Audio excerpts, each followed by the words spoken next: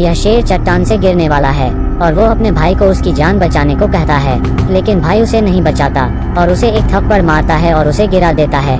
लेकिन शेर ने कभी नहीं सोचा था कि उसे उसके छोटे भाई से नुकसान होगा। और यह दृश्य वो शेर का बेटा दूर से देखता है और छोटा शेर अपने पिता की तरफ दौड़ता है और अपने पंजे से उसके सिर को छूता है, लेकिन उसे विश्वास नहीं होता कि उसके पिता इस तरह मरेंगे। फिर उसका अंकल शेर उसकी ओर आता है और यह सब इसकी वजह से हुआ है और वह छोटे अधिकारी को मारने के लिए लकड़बग्घे भी भेजता है।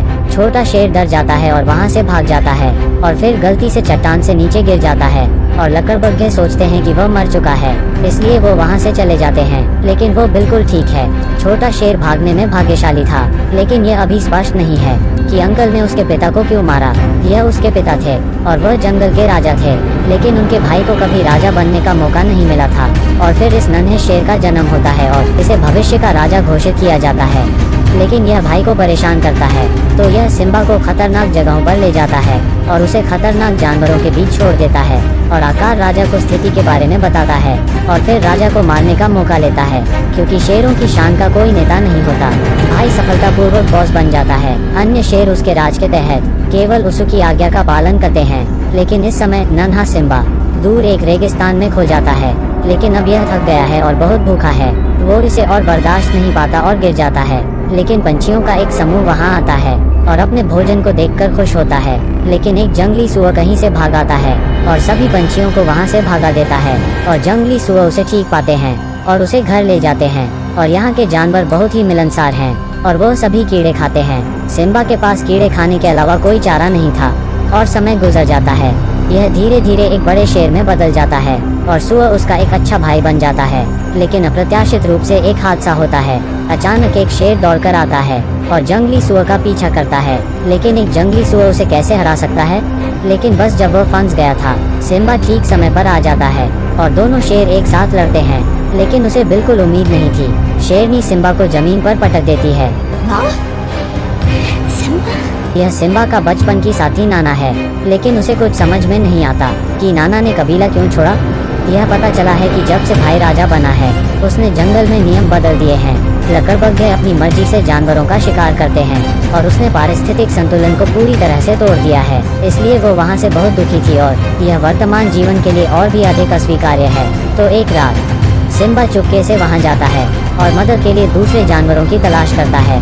नाना को सिम्बा से मिलकर अच्छा लगता है, लेकिन वो तुरंत घर जाने लगता है और नाना सिम्बा की मदद मांगती है, लेकिन सिम्बा उसे मना कर देता है और कहा कि अब जीवन अच्छा है। नाना ने ऐसा होने की उम्मीद नहीं की थी और नाना गुस्से में वहाँ से निकल जाती है। और नाना को गुस्से में जाते देखकर सिम्बा बहुत दुखी होता है। और इस समय सिम्बा एक बूढ़े बंदर से मिलता है और बंदर बताता है कि उसने सिम्बा के पिता को देखा है। वो लंबे समय से मरा नहीं है, उसके पिता अभी भी जिंदा हैं। और यह सुनकर सिम्बा बहुत खुश होता है और वो बंदर के पीछे नदी के पास जाता है और बंदर कहता है कि तुम्हारे पिता इस पानी में थे। तो वो नदी में देखता है, लेकिन वो केवल खुद को देखता है। अचानक उसे समझ में आया कि बंदर का क्या मतलब है और वो आगे के रास्ते के बारे में अधिक जानता है। इसलिए सिंहासन वापस लेने के लिए घर जाने का फैसला करता है। और जब पता चला तो नाना बहुत खुश होती है और जंगली सुअर भी अपने भाई के साथ दौड़ पड़ता है और उसके साथ चलता है। फिर सिम्बा अपने पूर्व घर की ओर चलता है और जिन जीवों को जख्मों से नुकसान हुआ है वो उनकी मदद करने की ठान लेता है। लेकिन शेरों ने सिम्बा को कभी स्वीकार नहीं किया, तो राजा उसे मारने की कोशिश करता है और अपनी स्थिति मजबूत करने के लिए। और इस समय आसमान से एक गर्जना सुनती है और राज बहुत डर जाता है। पता चला कि सिम्बा ठीक समय पर आ जाता है। वो एक तूफान की तरह आता है, लेकिन किसी को उम्मीद नहीं थी कि राजा की पुरानी कहानी फिर से सामने आएगी। और सिम्बा राजा से लड़ने की तैयारी करता है, लेकिन राजा उसे चट्टान के किनारे से गिराने का अवसर लेता है। लेकिन उसे अपने पिता की याद आती है और राजा उसे सब सच बताता है। और यह सुनकर सिम्बा को बहुत गुस्सा आता है और वो ऊपर कूद जाता है। देखते ही देखते लकड़बग्घों ने उस पर भी हमला कर दिया और अन्य शेर भी युद्ध में शामिल होते हैं। किसने सोचा होगा कि युद्ध इतना भयानक होगा। जाहिर है कि यहाँ शेर थोड़े फंस जाते हैं।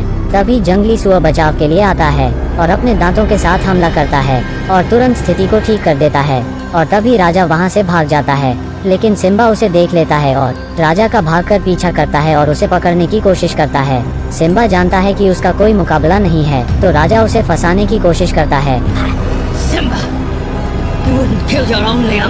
राजा को उम्मीद नहीं थी कि सिम्बा नर्म दिल का होगा और वो राजा को भागने देता है, क्योंकि शायद उसके दिल में उसके चाचा के लिए यह आखिरी माफी है। लेकिन उसे उम्मीद नहीं थी कि कपटी और चालाक राजा उस पर हमला करेगा। लेकिन इस बार सिम्बा नर्म नहीं है और वो चाचा को उठाकर फेंक देता है और उसे चट्टान पर लटका देता है। लेकिन राजा उसे पकड़ लेता है, लेकिन वो सीधे चट्टान से नीचे गिरता है। लेकिन वो मरता नहीं है, लेकिन नीचे उस पर लकड़बग्घा द्वारा हमला किया जाता है और सिम्बा बना नया लायन किंग बनता है और उसकी अपनी बेटी होती है। और इसके प्रबंधन के तहत फूल, पौधे और जानवर भी खुश होते हैं। और यह फिल्म हमें बताती है कि गलतियां करना वास्तव में डरावना नहीं है। डरावनी बात यह है कि हम इसका सामना करने की हिम्मत नहीं करते हैं और आगे बढ़ना नहीं सीखते हैं।